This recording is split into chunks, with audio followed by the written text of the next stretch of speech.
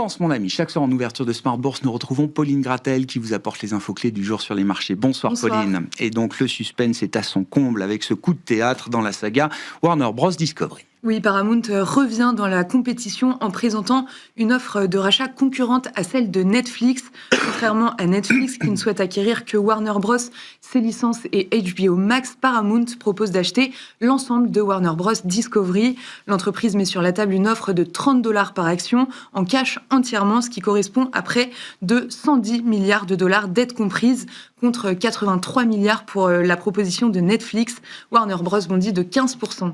Oui, une offre de Paramount, on le rappelle, Paramount qui est dirigée et la propriété de la famille Ellison, Larry Ellison et son fils, Larry Ellison, le patron d'Oracle, proche de Donald Trump, et cette surenchère de Paramount vient après quelques propos de Donald Trump sur la fusion possible entre Netflix et Warner et les questions de concurrence que cela aurait pu poser, des propos de Donald Trump qui ont été tenus ce week-end. Toujours du côté des entreprises, Pauline, L'Oréal est aussi à la manœuvre. Oui, L'Oréal renforce sa participation dans le laboratoire suisse de dermatologie Galderma, passant de 10 à 20% du capital.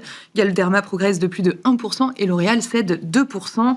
BNP Paribas prévoit d'augmenter sa participation dans l'assureur belge Ageas à 22,5% pour consolider sa position d'investisseur principal. Ageas est en hausse de 2% et BNP d'environ 1%. Dans les autres mouvements, aux États-Unis, IBM annonce l'acquisition de Confluent, un spécialiste des infrastructures et du streaming de données pour près de 11 milliards de dollars. Confluent bondit de 30% et IBM est en hausse de 1,5%. Et puis des nouveaux venus sur le marché également. On parle là d'introduction en bourse avec 2 IPO à signaler aujourd'hui. Oui, celle de Caléon pour commencer, une société dédiée à la gestion du patrimoine culturel qui a lancé sa cotation à Milan et à Paris. Ensuite, Magnum qui est aussi aujourd'hui la plus grosse entreprise de glace et qui fait ses premiers pas à Amsterdam. L'entreprise est valorisée environ 8 milliards d'euros. Enfin, Total Energy fait coter des actions ordinaires aujourd'hui à Wall Street en remplacement de ces certificats américains afin de faciliter l'accès aux actionnaires américains. Tous ces mouvements s'opèrent dans des marchés actions qui évoluent aujourd'hui sans tendance marquée. Oui, avant la décision de la monétaire de la Réserve fédérale mercredi, les investisseurs sont sur la réserve. Le Stoxx 600 et l'Eurostoxx 50 sont à l'équilibre aujourd'hui.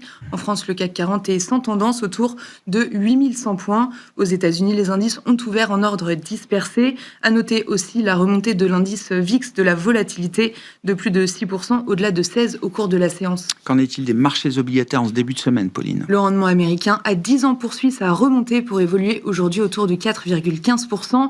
En Europe, le rendement allemand à 10 ans se tend autour de 2,85%. Sur le marché des changes, le dollar est stable et l'euro-dollar se traite autour de 1,1650. Enfin, le Bitcoin est en hausse de 3% au cours de la séance et évolue au-delà de 90 000 $. Et puis un mot de la croissance japonaise également pour le troisième trimestre qui vient à l'inverse de la publication du deuxième trimestre qui ressort négative là cette fois. Oui, la croissance japonaise a reculé de 0,6% en seconde estimation. Ce repli est plus important que ce qui était indiqué en première lecture.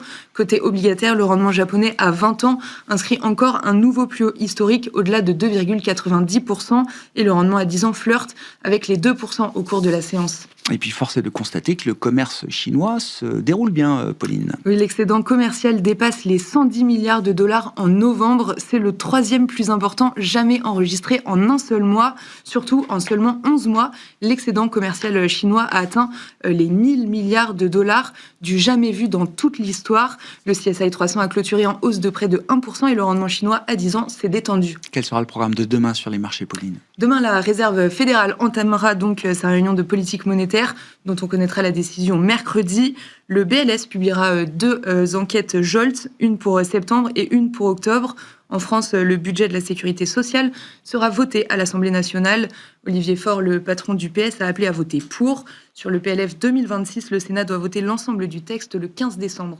Tendance, mon ami, chaque soir en ouverture de Smart Bourse, les infos clés du jour sur les marchés avec Pauline Gratel.